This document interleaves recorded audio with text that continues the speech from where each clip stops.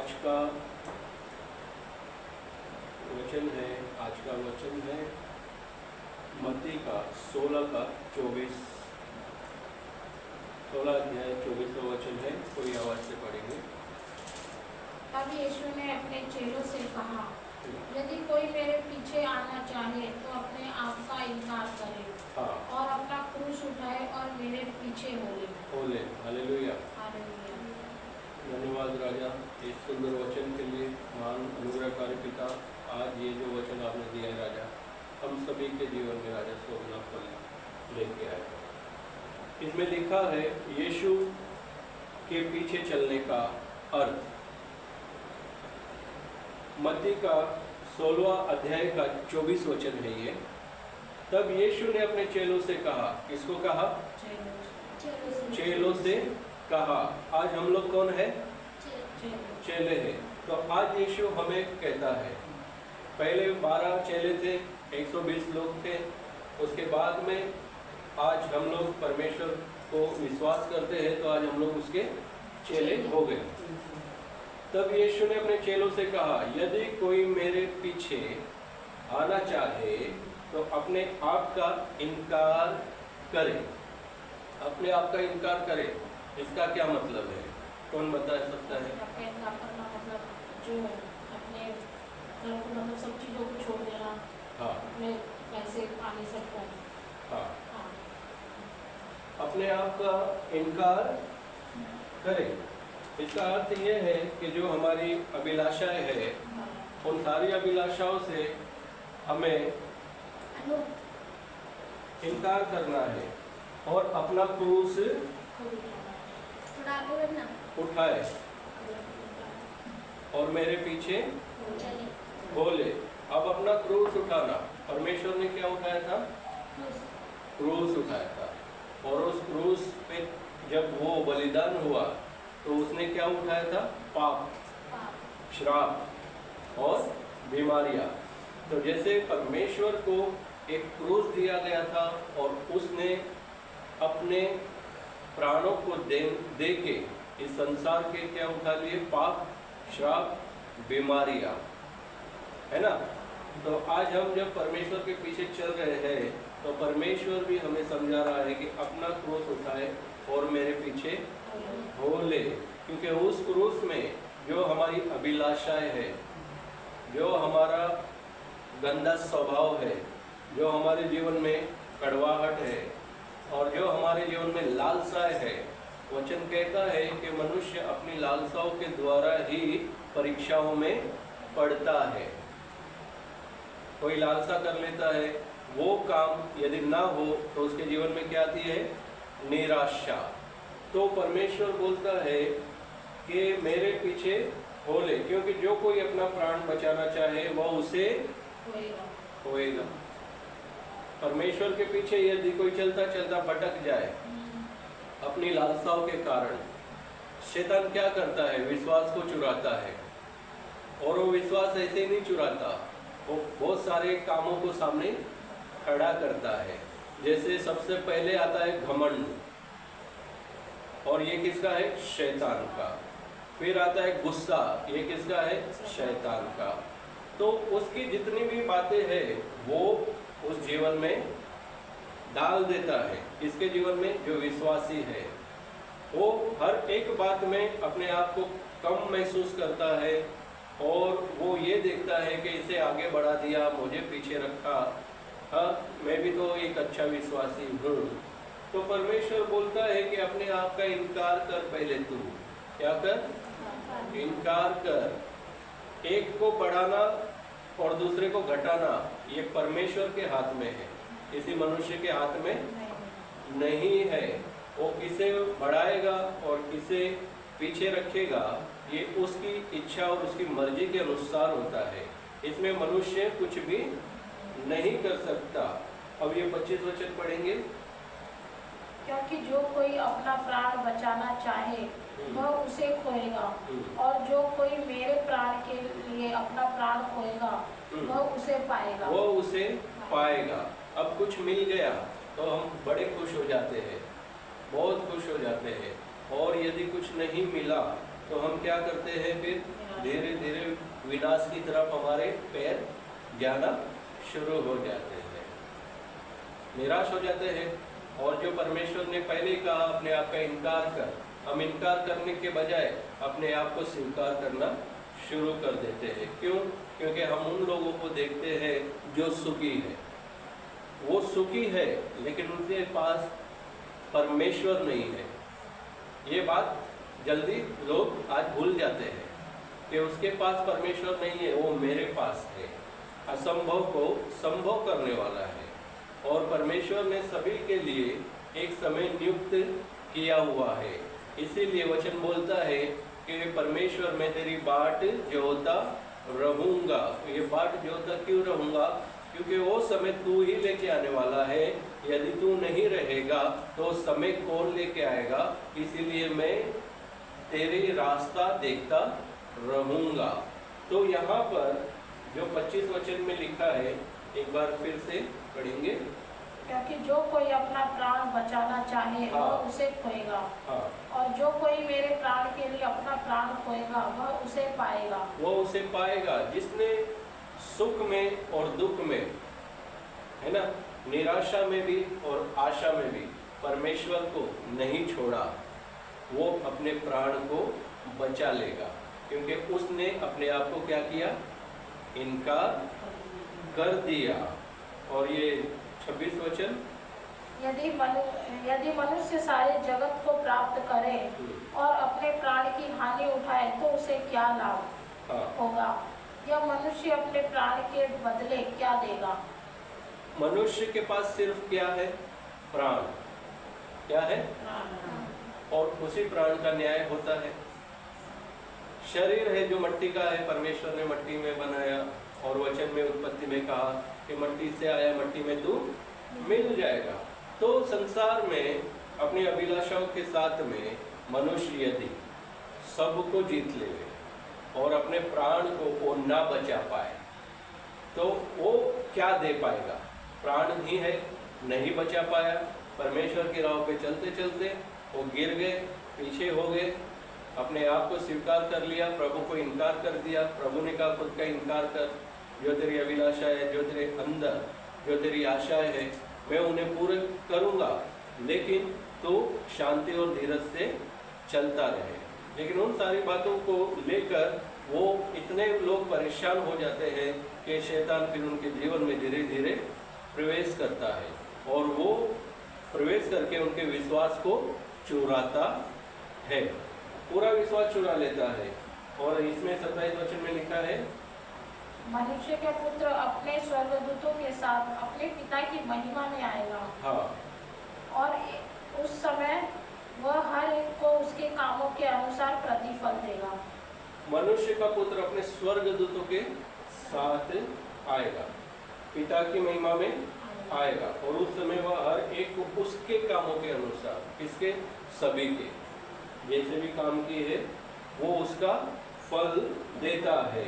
और 28 वचन, मैं तुमसे सच कहता हूँ कि जो यहाँ खड़े हैं उनमें से कुछ ऐसे हैं कि वे जब तक मनुष्य के पुत्र को उसके राज्य में आते हुए न देख लेंगे तब तक मृत्यु का स्वाद कभी न चखेंगे। तब तक मृत्यु का स्वाद कभी नहीं चखेंगे। क्यों नहीं चखेंगे? क्योंकि वो उससे के आने की बाट जोते हैं। अब परमेश्वर ने कहा यदि तू मेरे पीछे होना चाहता है तो अपने आप का इनकार कर। तो अय्यूब ने इस तरीके से अपने जीवन को कितना ट्रांसफॉर्म किया। उसके बच्चे मर गए, है ना, शैतान ने उसके बच्चों को मार दिया, उसने सारा उजाड़ के उसको रख दिया था, लेकिन फिर भी अय्यूब ने अपने जीवन को परमेश्वर से अलग नहीं किया, लेकिन वो उसकी राहों पे ही चलता रहा। तो हमारा जीवन जो है, परमेश्वर कहता है अपने आप से इनकार कर, कुछ चीज़ें नहीं मिल रही है, उसका समय है, लेकिन यदि हम उन चीज़ों को पाने के लिए प्रभु को साथ में लेके चलते हैं तो जीवन हमें जल्दी मिल जाता है। क्योंकि परमेश्वर क्या बोलता है कि मैं तेरा सहायक हूँ। तो परमेश्वर हमारा सहायक है। तो यदि हम उनसे सहायक मांगेंगे तो क्या परमेश्वर देगा नहीं? क्या वो देता है। अब अय्यूब में जो 4था अध्याय है उसने 18 वचन में लिखा है 17 में, क्या नाशमान मनुष्य परमेश्वर से अधिक धर्मी हो सकता है? क्या किया है? सवाल किया उसमें अय्यूब का 4 का 17 वचन में, क्या नाशमान मनुष्य परमेश्वर से अधिक धर्मी हो सकता है? क्या मनुष्य अपनी सृजनहार से अधिक पवित्र हो सकता है? लेकिन फिर भी मनुष्य उस पवित्र पिता का जल्दी से जल्दी न्याय और अपना जस्टिस, अपना फैसला उसके प्रति बहुत जल्दी से सुना देते हैं कि ये परमेश्वर हमारा नहीं सुनता। तो वो क्या करते हैं? वो भटक जाते हैं। तो इसलिए अय्यूब एक वफादार, ईमानदार और धर्मी मनुष्य था, परमेश्वर का भय रखने वाला। वो यहाँ पे बोल रहा है कि नाशमान मनुष्य परमेश्वर से अधिक धर्मी हो सकता है। क्या हम लोग परमेश्वर से अधिक धर्मी हो सकते हैं? नहीं हो सकते। क्या मनुष्य अपने सृजनहार से अधिक पवित्र हो सकता है? नहीं हो सकता। देख, वह अपने सेवकों पर भरोसा नहीं रखता और अपने स्वर्गदूतों को भी दोषी ठहराता है। कौन? परमेश्वर। वो अपने सेवकों पर भी भरोसा नहीं रखता और अपने स्वर्गदूतों को भी दोषी ठहराता है। फिर 19 वचन बोलता है, फिर जो मिट्टी के घरों में रहते हैं और जिनकी नींव मिट्टी में डाली गई है और जो पतंगे के समान पिस जाते हैं, उनकी क्या गिनती है? हालेलुया। वे भोर से सांझ तक नष्ट किए जाते हैं, वे सदा के लिए मिट जाते हैं और कोई उनका विचार भी नहीं करता। 21 वचन है, यदि उनके डेरों की डोरी उनके अंदर ही अंदर कट जाती तो क्या वे बिना बुद्धि के ही मर न जाते? कितना अच्छा कहता है। और इसमें 5वें अध्याय में लिखा है, पढ़ेंगे पहला वचन, पुकार कर देख, क्या कोई है जो तुझे उत्तर देगा? और पवित्र में से तू किसकी ओर फिरेगा? पुकार कर देख, क्या कोई है जो तुझे उत्तर देगा? उत्तर देगा।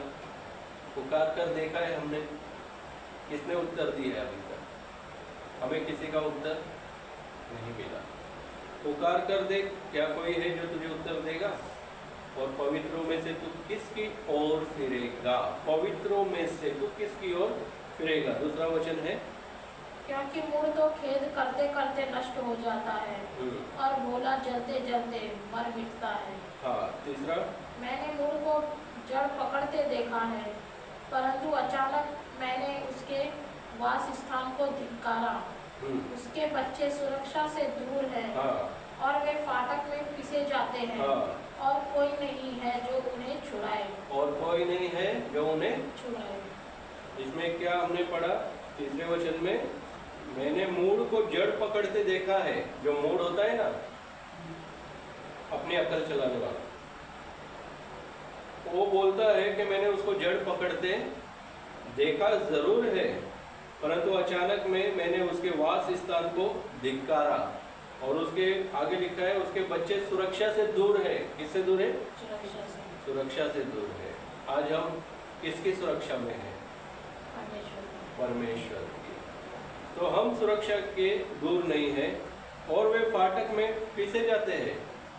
फाटक होता है ना, वो उसमें कभी भी पिसे जाएंगे और कोई नहीं है जो उन्हें छुड़ाए। क्यों? क्योंकि उन्होंने परमेश्वर का क्या किया है? इनकार। परमेश्वर को नहीं माना है। तो परमेश्वर कहता है कि यदि तू मेरे पीछे चलना चाहे तो मेरा क्या कर? इनकार कर।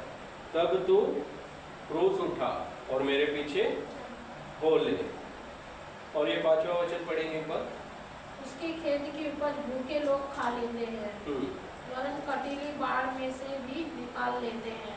और प्यासा उनके धन के लिए फंदा लगाता है। हाँ। क्योंकि विपत्ति धूल से उत्पन्न नहीं होती और न कष्ट भूमि में से उगता है। परंतु जैसे चिंगारियां ऊपर ही ऊपर को उड़ जाती है, वैसे ही मनुष्य कष्ट भोगने के लिए उत्पन्न हुआ है। वैसे ही मनुष्य कष्ट भोगने के लिए क्या हुआ है? उत्पन्न हुआ है। और मनुष्य हमेशा क्या चाहता है कि मुझे क्या मिले? सब कुछ मिले। सब कुछ मिले। पहले खुद का इनकार नहीं करता है, दूसरा सब कुछ चाहिए, तीसरा दुख उठाने के लिए ही वो पैदा हुआ है। लेकिन इन सारी बातों से छुटकारा दिलाने वाला कौन है? परमेश्वर है। इसलिए वो क्या कहता है कि अपना क्रूस उठा और मेरे पीछे हो ले। तो आज हमें अपना क्रूस उठाना है और परमेश्वर के पीछे पीछे हमें होना है। हालेलुया। आज का वचन हम सभी के ऊपर 100 गुना फल लेके आए। हमारे जीवन को एक नई शिक्षा परमेश्वर ने दी है कि चेला कैसा होना चाहिए। चेला ऐसे नहीं, मुझे ये नहीं मिला, वो नहीं मिला, वो नहीं मिला, वो नहीं मिला, वो ऐसे चेले नहीं होते। चेले होते 12 प्रेरितों के जैसे, चेले होते अय्यूब के जैसे, है ना। अब सबके घर में खुशियाँ है, हम इस स्थान पे बैठे हैं, हमें पता है हमारे अंदर क्या क्या खुशियाँ हैं और कितना कितना फेविकोल गम लगा हुआ है, लेकिन फिर भी हम है ना।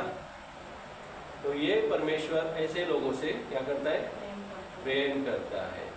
इसीलिए गीतकार बोलता है, कुछ मिले या ना मिले, प्रभु की स्तुति हो। हालेलुया। आइए परमेश्वर के लिए एक गीत गाएंगे अपने स्थान पे खड़े होकर। हालेलुया। धन्यवाद।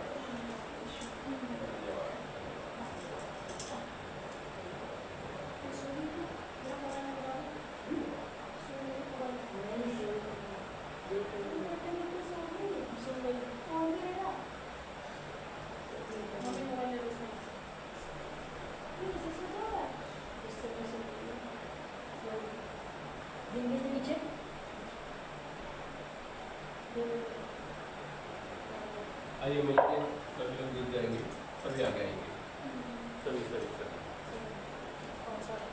हाँ, कुछ मिले या ना मिले, सीधे प्रयोग जाएंगे।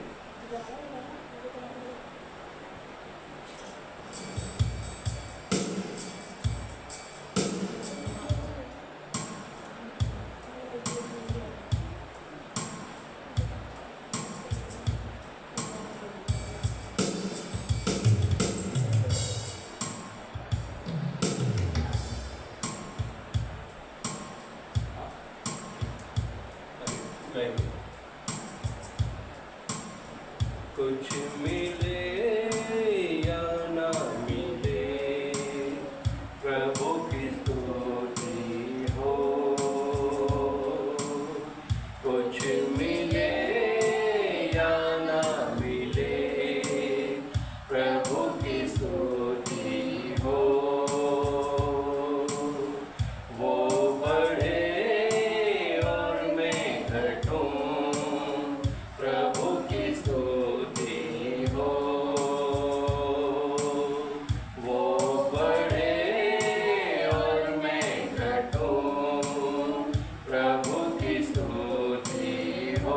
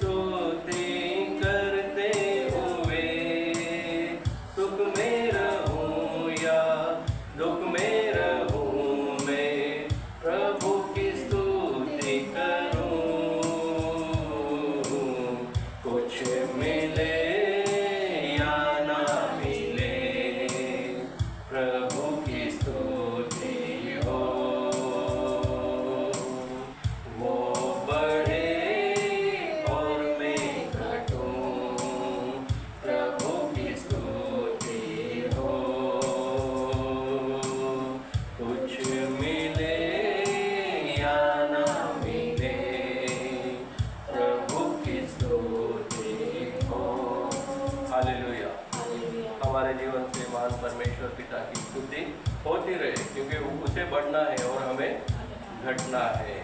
आइए हम एक मन से प्रभु को धन्यवाद देते हैं। धन्यवाद राजा। आइए भजन संहिता 103 में जाते हैं। हे मेरे मन यहोवा को धन्य के, और जो कुछ मुझ में है उसके पवित्र नाम को धन्य के। हे मेरे मन यहोवा को धन्य के, उसके किए हुए किसी भी उपकार कभी नहीं भूलना। आमीन।